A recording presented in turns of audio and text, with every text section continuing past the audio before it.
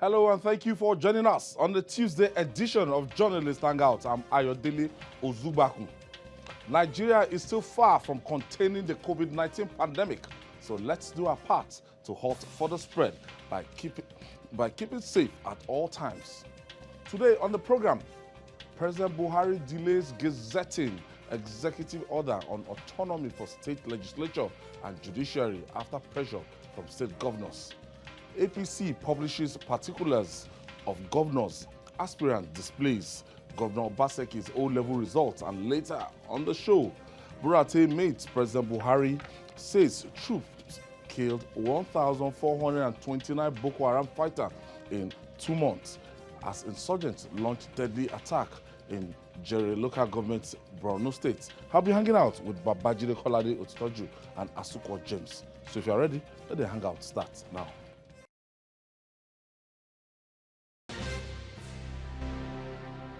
Glad to have you want to join us again. In politics, what you see is not always what you get. After the euphoria that greeted President Muhammadu Buhari's signing of the Executive Order 10, which grants financial autonomy to state legislature, judiciary, there is uncertainty over its implementation. President Buhari has agreed to delay the gazetting of the order following pressure from state governors. After a meeting at the presidential villa on Monday, the chairman of Nigeria's Governors Forum and Ekiti State Governor, John Kayode said there is concern over the constitutionality of the modalities contained in the order, hence the need to delay the gazetting. Let's hear from Kayode.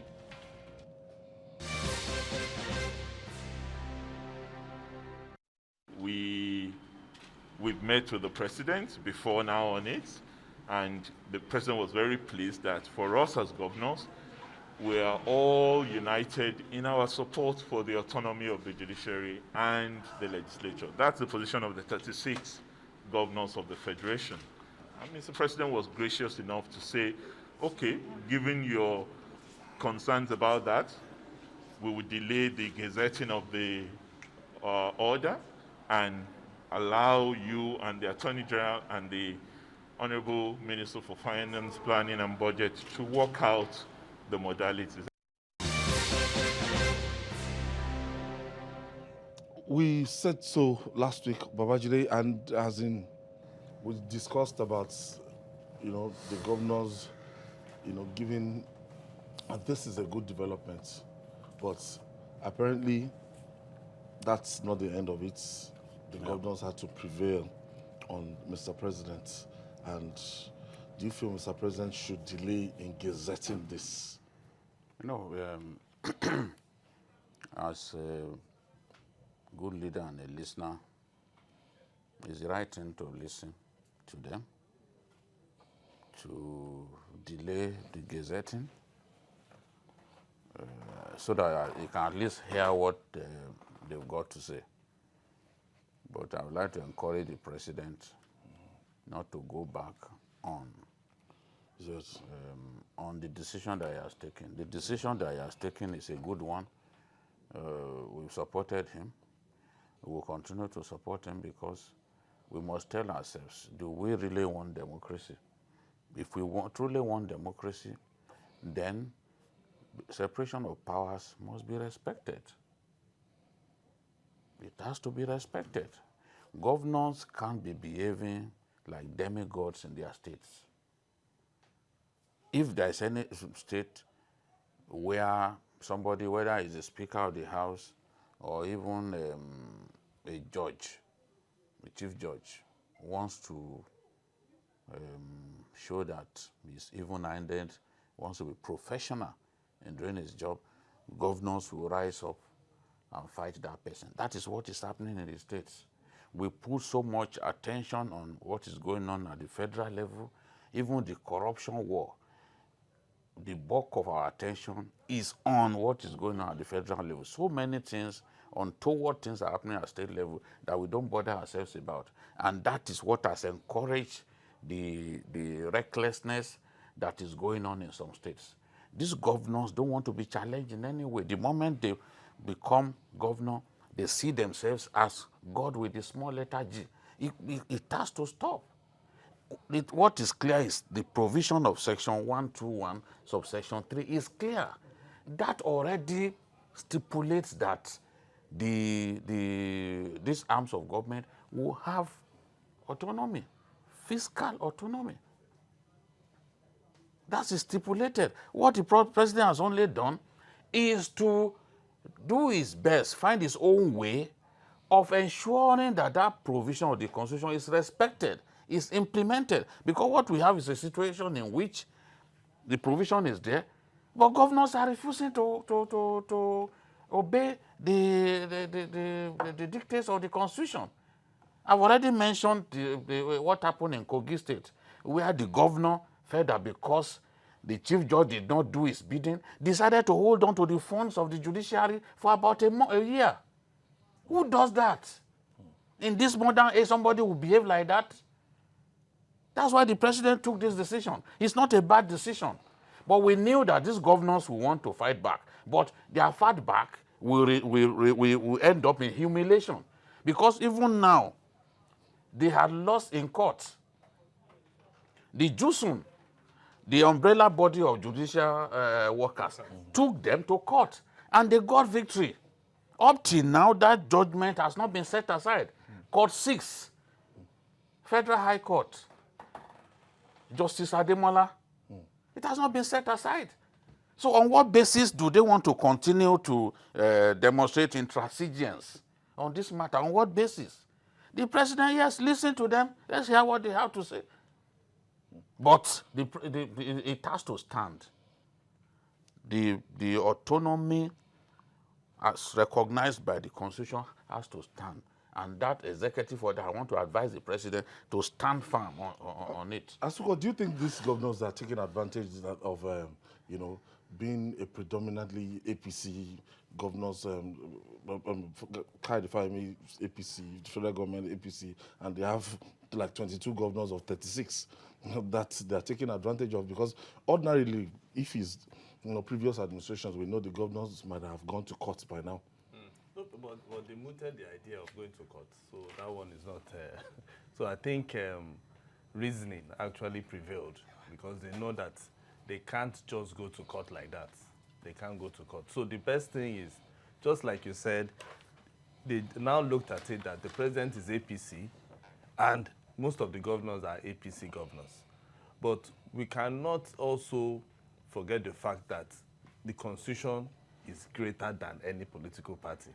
The Constitution says that any amount, which we have already said, section 123, subsection 3, any amount that is credited, that is to credit either the judiciary, the consolidated revenue fund of the state, shall be paid directly to the heads of those of the courts, and likewise the legislature. So for us to have separation of powers, as stated in our Constitution, all the arms must be independent.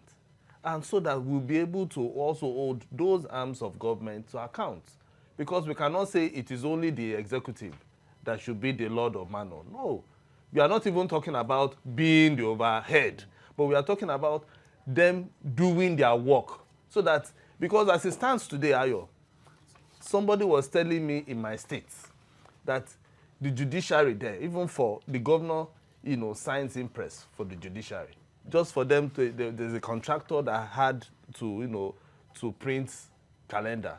Till today, the guy has been going to the judiciary for them to just pay him back for the contract. But they have to wait for the governor to sign. As small as that is. So the thing is, let the judiciary, in fact, that will even make the judiciary stronger. And once the judiciary knows that they are not going to go cap in hand and been begging for governor to sign, and the money is coming as first line charge, they will be able to, give judgments where necessary without fear or favor. And that is why we always say that the judiciary is the last hope of the common man. If we want to really make the judiciary the last hope of the common man, we must also empower them. Not that they want to build high courts, they will have to go to the executive.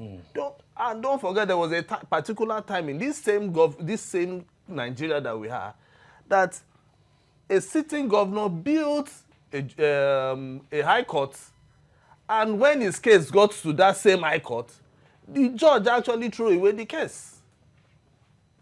You know, so if things like this happen, it will keep happening, and then from there, where are we going to get justice? People won't get justice because the governors know what to do, because they know how to hold the judges, knowing that if I don't buy this, if this particular judge was the one maybe driving one small car, and every other judge is driving Prado, they would deny him the Prado because he's not doing the governor's bidding. So, but when once this, because the executive order is to affirm what the constitution has already stated. So the president must have the political will to say, okay, fine, okay, I'm going to listen to you. But this one, on this matter, the president should put his foot down and make sure that the order is being followed to the latter. But actually, before now, we've had debates over the autonomy for the legislature across the states. And we've even seen some states House of Assembly that even rejected that proposal for autonomy for themselves, because councils. Do you understand? For local councils. Even for themselves as the state House of Assemblies, because it was treated in the speakers meeting, governors speakers meeting for this year, led by Edo APC, and they now said most of these assemblies are tied. Sorry, that most of these legislative arms, they are tied to the apron string of the governors. They are not independent houses of assembly. In 36 states now, you can barely count 10 that you say, oh, this assembly is actually independent of the states. Well, Lagos State Assembly has been independent for some time. And Obasa was the one who led his colleagues as chairman of the Conference of Speakers. He led his colleagues to meet the president, to plead with the president that what we now see, that the executive order should be hastened up. Obasa led that team. I don't know what had happened in the past, but one thing I know is that those lawmakers, like any other group of politicians, their interest is what bothers them. They are interested in having autonomy for the legislature, autonomy for the local governments. They are opposed to it. That is what they are opposed to. They went to the president, I can confirm. They went to the president, led by Obasa, to demand for this action that the president, yes, so that they can hasten it and it begins to happen in other states. In the Lagos State House of Assembly, they already have autonomy. Obasa cannot say they don't have autonomy. They have. They have. But outside of the Lagos House of Assembly, Lagos Assembly Commission. There are many assemblies that do not have the autonomy, and that's why he led his colleagues to ask for it, and he confirmed it that that was the demand, that they made that demand, and that the president gave it to them like a Salah gift, quoting him now. You know, so it is the autonomy for local governments that they are united with the executive against, which will show clearly that, oh, they want it for themselves, but they don't mind if the local councils don't get it. That is a fact. It's been like that for so long. So, but we are in a democracy. I still do not see why anyone will go against autonomy for the judiciary. We want them to, we always say judges are next to God. We want them to do their job diligently and even-handedly. You can't have that if an individual thinks that, oh, he has both political and fiscal control over the judiciary. Yes, it's the governors who swear them in. That is there. We are not saying, no, take that one away. It's the fiscal autonomy that we are talking about. For them to operate and do their thing. Okay, I have Mukhtar from Kano, our first caller. Thank you for joining us, Mukhtar. Thank you very much, gentlemen. Yeah. Before I start, let me please accept my condolence of Wahid Thank and you. extend my condolence to his loved ones and his relations. Thank you. I really condole the TBC because he contributed a lot to the hangout. Thank you, Thank you, Mukhtar. One thing that I want Mr. President to bear in mind is that this nation is superior to any other individual. We come and go, but the nation remains. And this constitution has a guide on how to do business activity of the government. So he swears that he will protect and uphold the constitution of the Federal Republic of Nigeria. Yeah. And the Federal Republic of Nigeria, the constitution enshrined, is clear of the autonomy, financial control, and other things. So delay might be dangerous because he is not serving the governors. He is serving Nigerians, over 200 million people. Yes. Why only about 20 or 29 governors hold him at ransom? Why? Why should he? I think there is no need for him to delay this thing because it is better for the nation to do things rightly. Doing it wrongly or in the interest of the few might jeopardize this kind of democracy. Thank you very much. Thank you for your contribution, sir. I am convinced that governors shouldn't always have their way. They want to have their way at all times. They want to have their way about who succeeds them. They want to have their way about who can breathe in and out in their states. No, you can't always have your way. This is politics. And just as Mukhtar said, the loyalty, the overriding loyalty that should be in the heart of the president is to the Nigerian people. Yes, the people. Not to the governors. 3 governors. The governor of Sokoto State representing the PDP is the chairman of the PDP Governors Forum. Yes. The governor of Kebbi, too, was there. And another APC governor, just 2 APC governors to 1 person, the 3 of them, they met the president. And then we hear that everybody agrees that all the governors are in agreement that the president should tarry a while so that we can make input, this and that. Make your input. But Mr. President must do what is right. What will deliver the greater joy to the greater majority of our people. Not simply what will please governors, who in any case will not be there forever. Not even the powerful governors forum. Yes, yes. They can't be there forever. Tomorrow you will no longer be governor and then you become a social crusader. You become an activist. And then you two will be talking about restructuring, things that you never talked about. That is how we are in our country. You know, just watch. When you are eating, the things that don't talk. Don't talk so that it doesn't go straight to your trachea. You know, in things fall apart. Okonko already told us that if you don't have to be a scientist. If you are talking when you are eating, it can go to your trachea and then you start coughing. You know, so this is the thing. When they leave office, they become something else. Human rights activists. Yes, now of course. Things that they never fought Everybody for. describe one as a blogger. We have reduced it But to that one a is not blogger. even, that one is not a governor now. We are talking about governors. Who knows whether Erufai himself, before he even became a governor, He was a blogger. after he left, after He was so active he on was the no social longer, media. after he was My no friend longer, on Facebook, I follow him on Twitter. he was no longer a minister. And the Abacha and the Jonathan regime put him on trial. He became an activist on social media.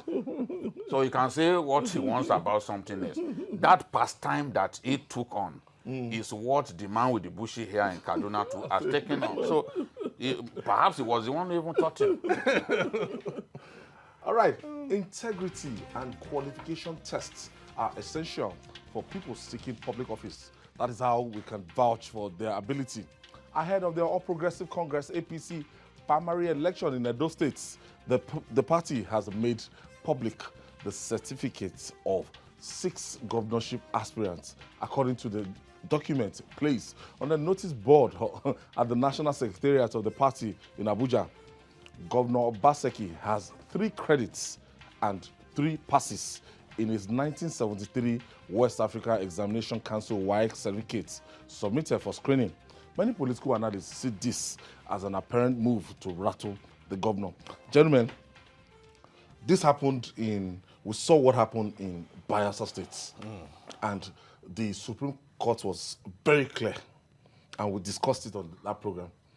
even despite the fact that Governor David Lyon had 300 and something thousand votes in the governorship election, but because his deputy came in with a faulty results, and that cancelled the entire mandate. So unfortunate. So we blamed the APC at that time.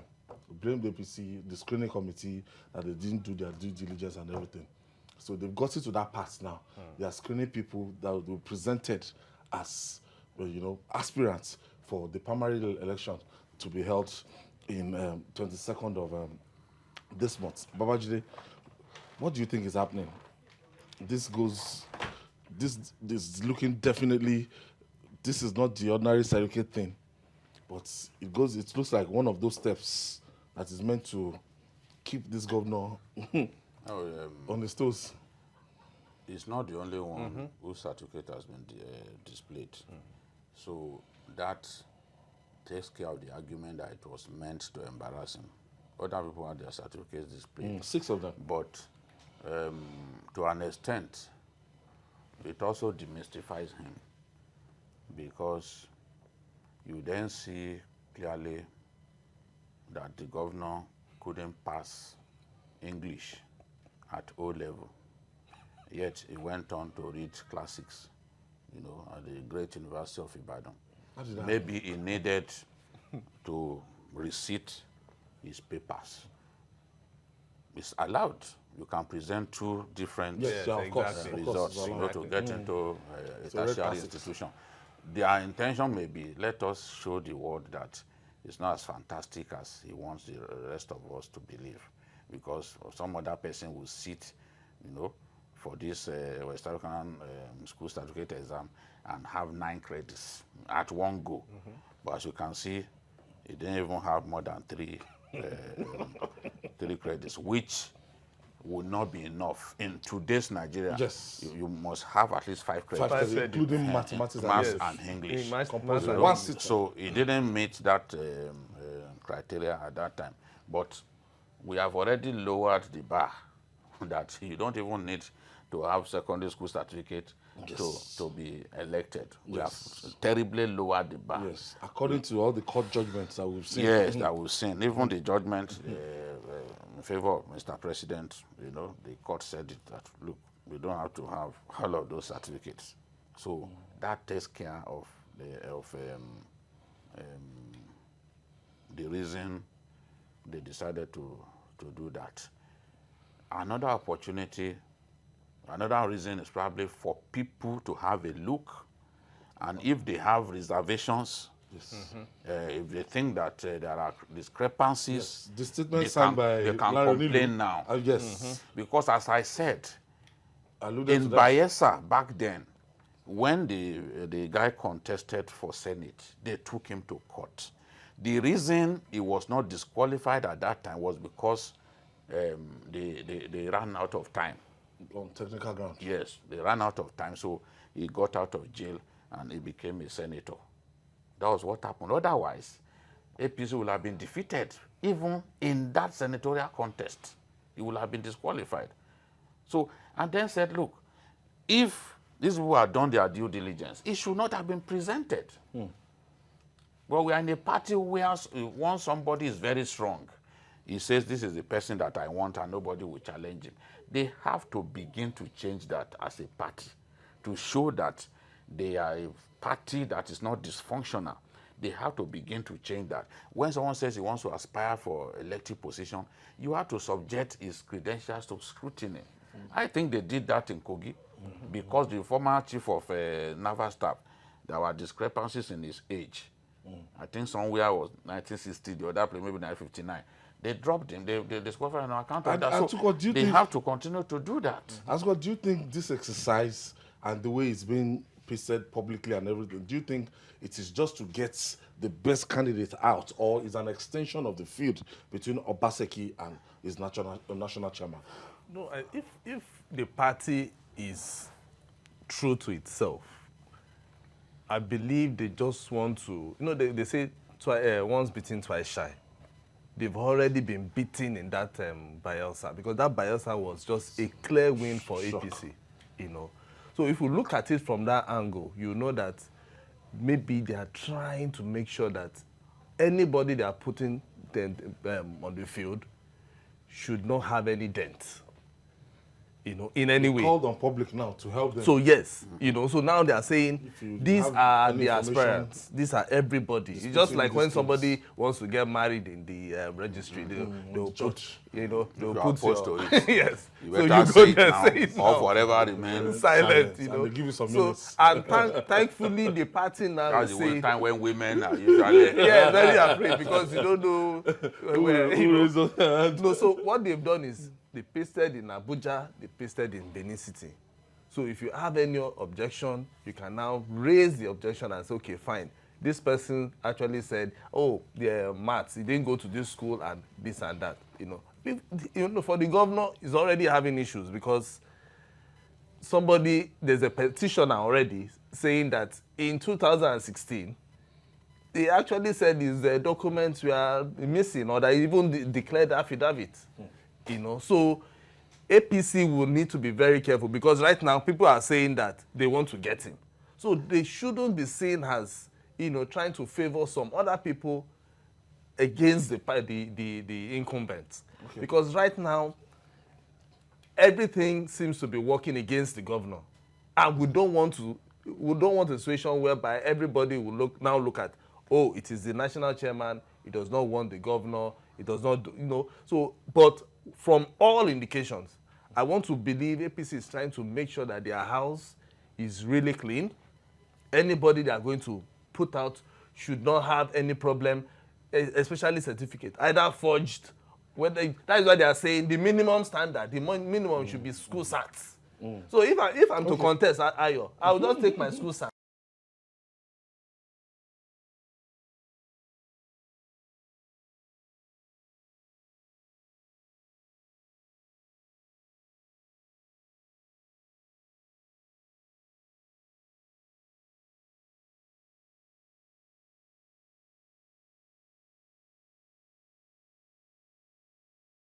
Here in Lagos, Nigeria.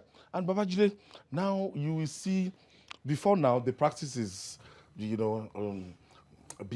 Waterloo, MSc, Cambridge, PhD, Oxford, the way we take it like that.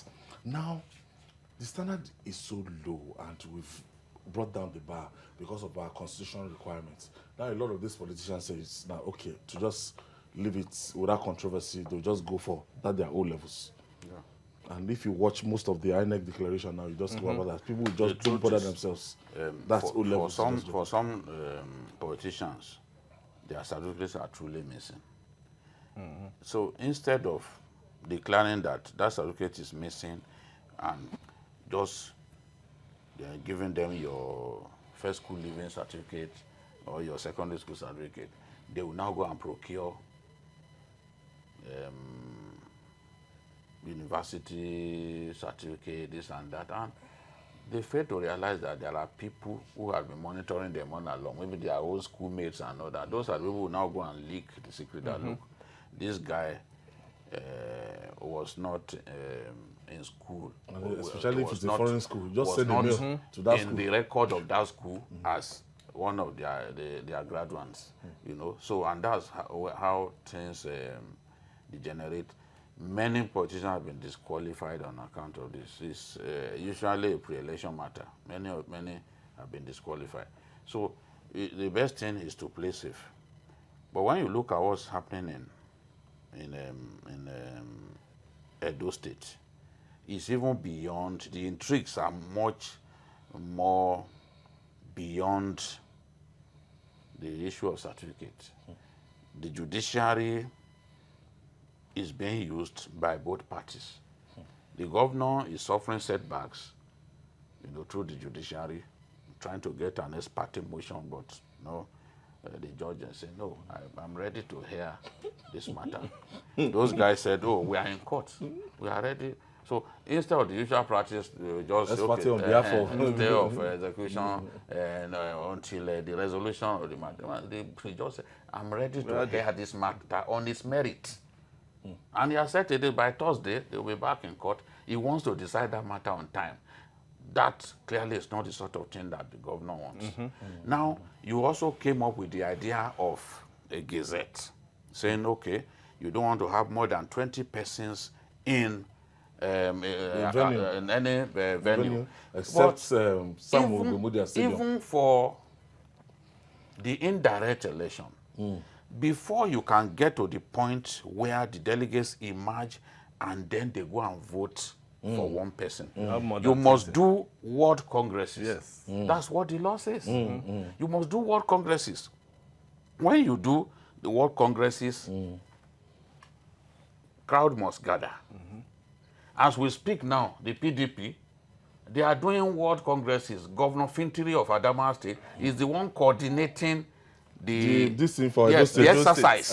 It's even on the 19th. It's the one coordinating it. The day before. So they are doing ward congresses now in that state. What he says he does not want to World see Congress, local government Congress. See, what he does not want to see happen with the APC is happening already. is already happening because you are saying you don't want those world congresses because direct primaries, elections will take place at the ward. Winners will emerge at that ward level and everybody goes home. Yes, they'll count it immediately. They are doing the PDP, they are doing it in that state.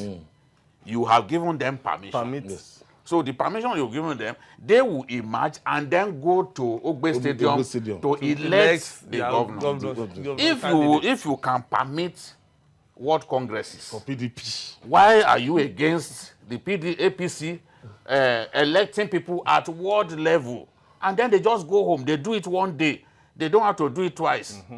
The process does not have to last 2 days. They just do it at that level and it ends. So it is even already in contradiction of the essence of the... Is the Gazette an anti-APC Gazette? Which is the... You see, I sympathize with the governor because he wants the president to believe that, look, he's done well, but some people don't want him to return. But some of your actions that are against leaders of the party, you've sued leaders of the party, you've embarrassed leaders of the party, you've demolished homes of leaders of the party.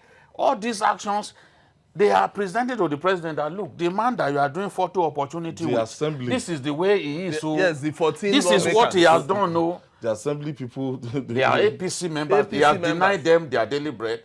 You know, they go to the president and say, look, forget what he's telling you. This is what he has done. He has taken the party to court, which is by APC. This is even illegal. Yeah. So I pity him because for every step that he's taken, a politician has to be calculative. But when you are not even a politician, when you are simply a technocrat, some of those calculated steps that you need to take, you will not know that you have to take. Before, when you want to take, a politician must choose his battles, determine who he can take on at a particular time, and he must have a plan B.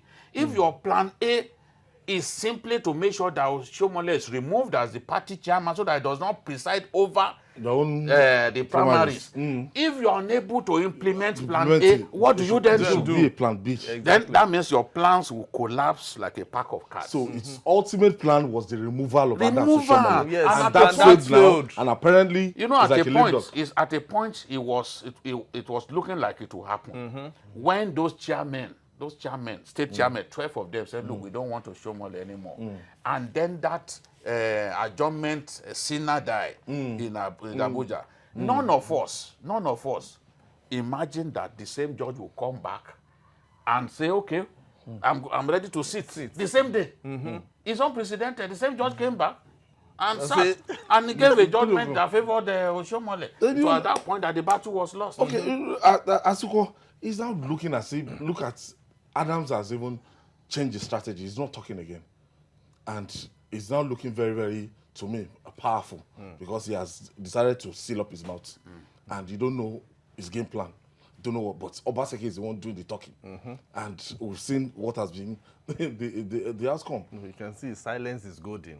You understand? So, and he's using it. You know, there's nothing as bad as when you know that you are fighting with somebody and the person is quiet.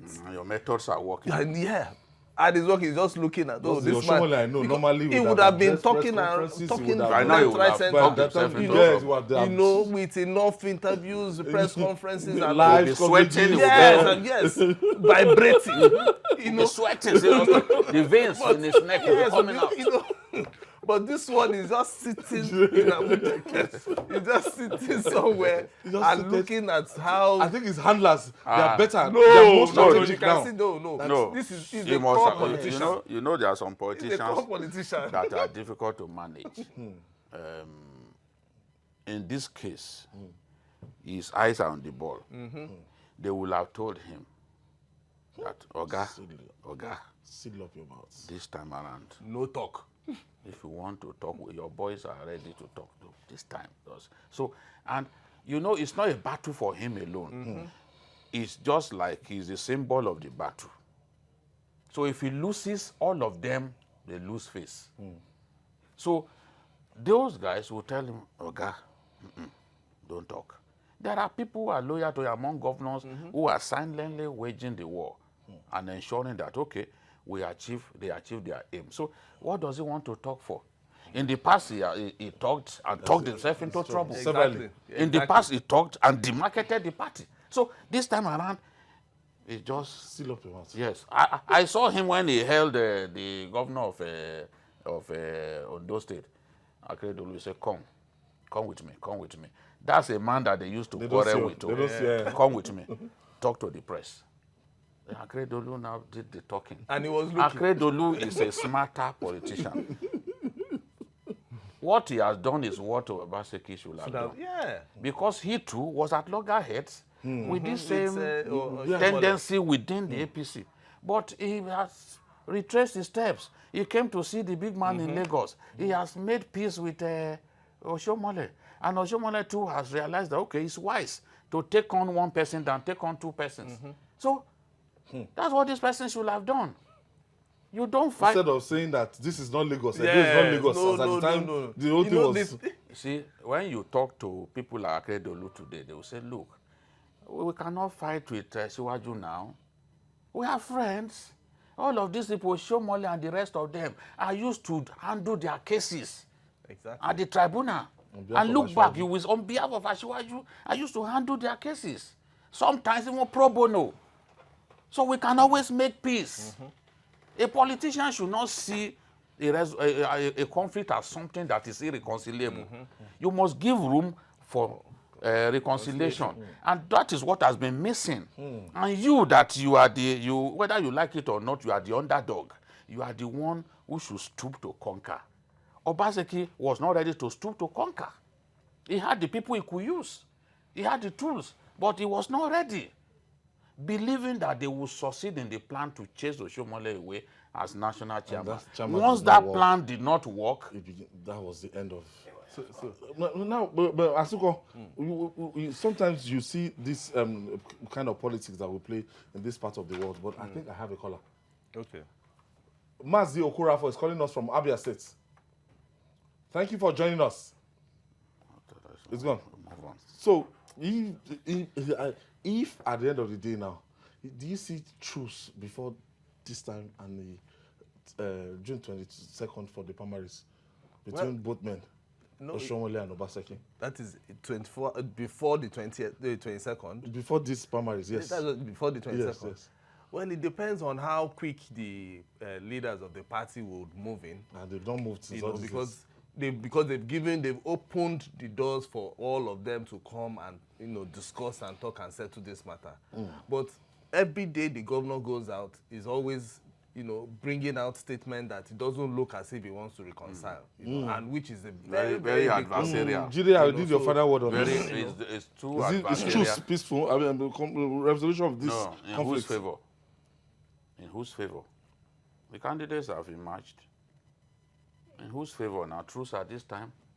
No. It's costly. It's costly because everybody is... Yeah, of course. The boards have flown. The boards have flown. Like they say, the train has left the station. And the horse has left the stable. So, let's have our primaries. Yes. Okay. On a final note now, despite conflicting reports from the war against Boko Haram in Nigeria's northeast. We keep hope alive to an end to the insurgency. The Chief of Army Staff, Lieutenant General Tuko Buratai, has rekindled that hope in us. Speaking with journalists after a meeting with President Muhammadu Buhari in Abuja, Major General Buratai said there have been tremendous achievements in the fight against insurgents, and troops killed 1,429 Boko Haram fighters in the past 2 months. We hope the military will sustain this tempo. Okay, I thought we had took up the overall plan is to rid the whole of the Northwest, and of course, emerging threats that are coming up in other parts of the country, especially the North Central.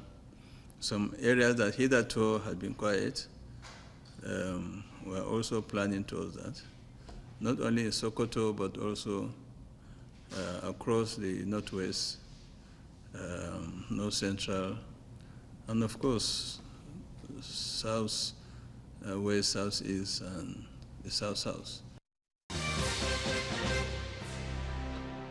1,429 Boko Haram fighters in the last 2 months. This is quite commendable. I'm happy to hear that they killed Boko Haram men, even if it's just 2 persons. I don't know about 1,400 and something, because I don't have any evidence of that.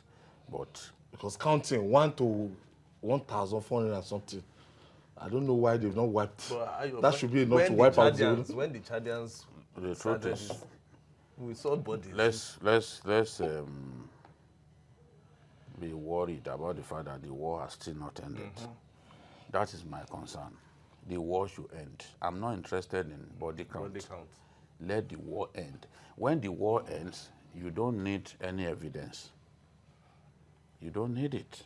That's what we want to see. As I speak to you now, daily attacks are still going on.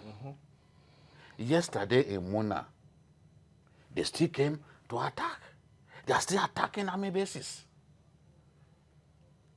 Are you telling me they still have the capacity to attack army bases? There is a town called Yadameri. That is the headquarters of Jere local government. Boko Haram launched a daring attack on our troops.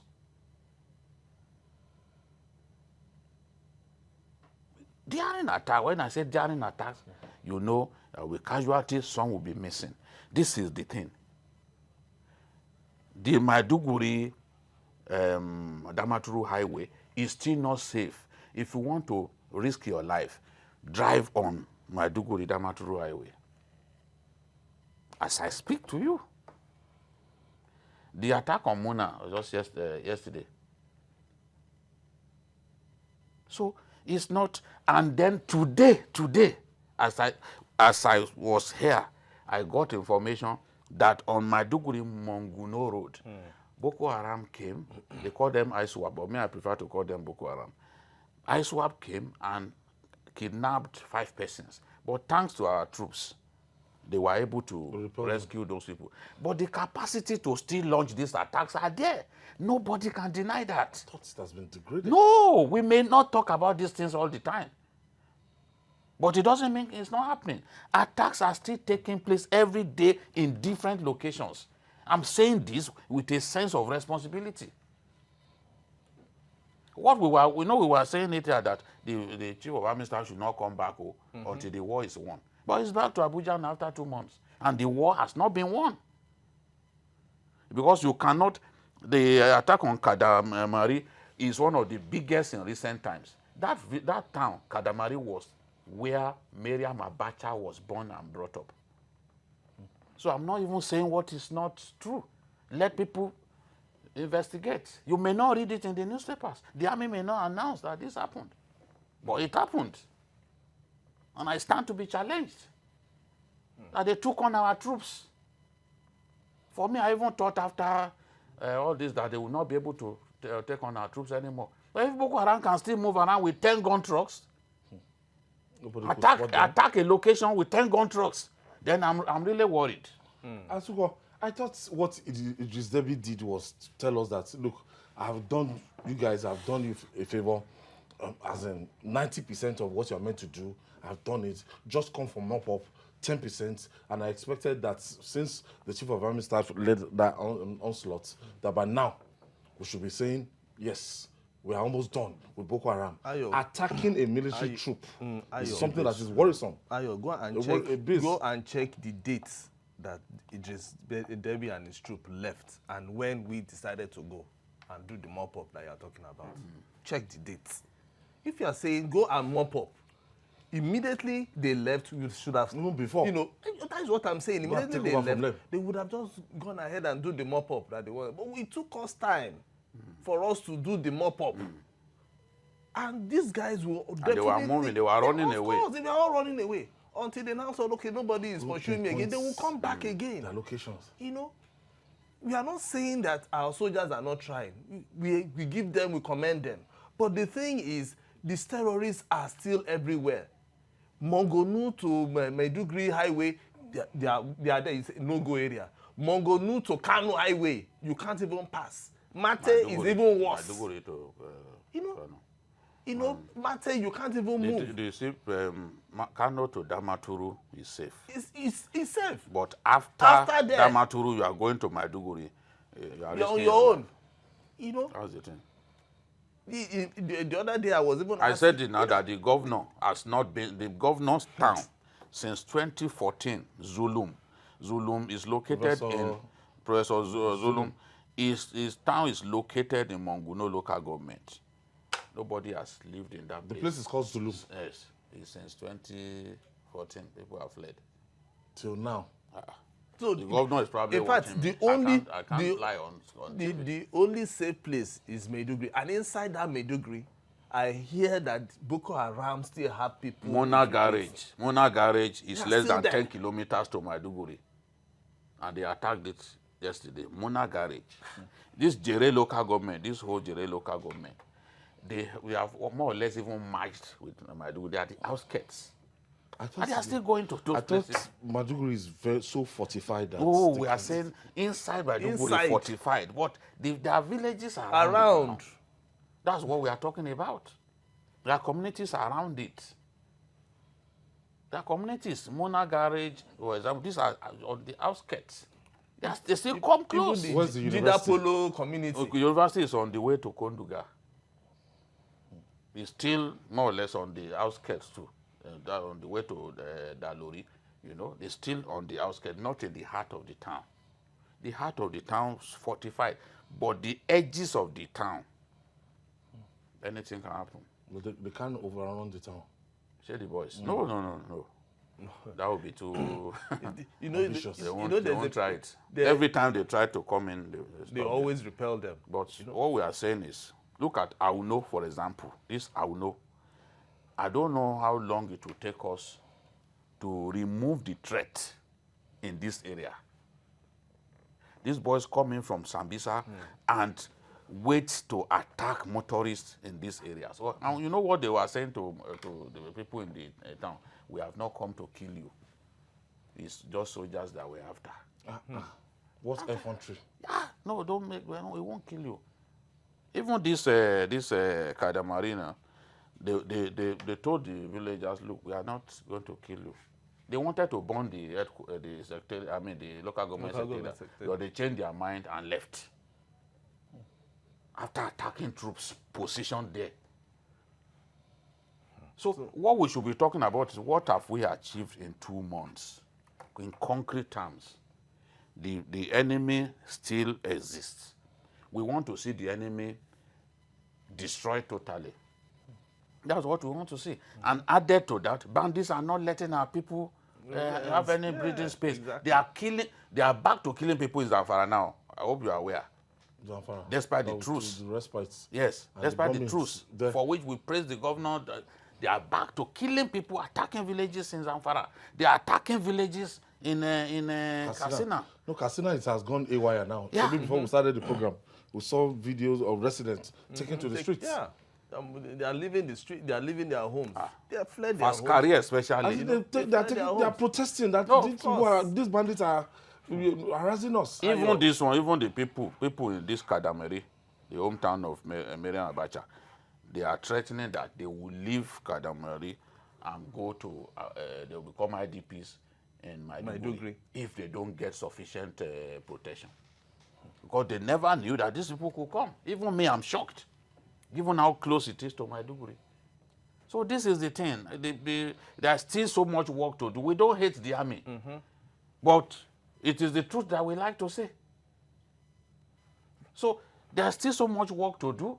On the strength of evidence that we can see, the war has not been won, but we want to see that war won. And by God's grace, that war will be won. Yes. In our time, we'll see that war won. So that even that governor can do much more. more. Develop the whole town. Yes. People can There are go many back to places their that they business. cannot. There are many places that I can't take development to because of this war. After our edition, yesterday edition, I received a lot of calls because a lot of people were kind of marveled That the governor could do that much. to achieve that much. Exactly. That what if that states? What if they have 100% peace in that state? Yes. No, the state used to be called land of peace. You know, so all of a sudden, what happened? It has turned upside down because of You know the worst thing you can do Ayo. to yourself in the war against Boko Haram is to give them that breather. We crushed them before the elections. You know, in 2015. Now they've allow them to recruit. recalibrate. No, what they do, because they have troops, they have people that they can hire. Yes. They can hire Malians, troops from Mali, yes, from now, Chad rebels and everywhere. Before you know it, they are strong again. From Central African And they have the money. Because I can't understand why Boko Haram will still be able to move around with 10 gun trucks. Go to Kadamari in Jere local and nobody government. can spot them. We don't have drones to spot them. To move around 10 gun trucks? Wow. I don't understand though. Asuko James, thank you. Thank you.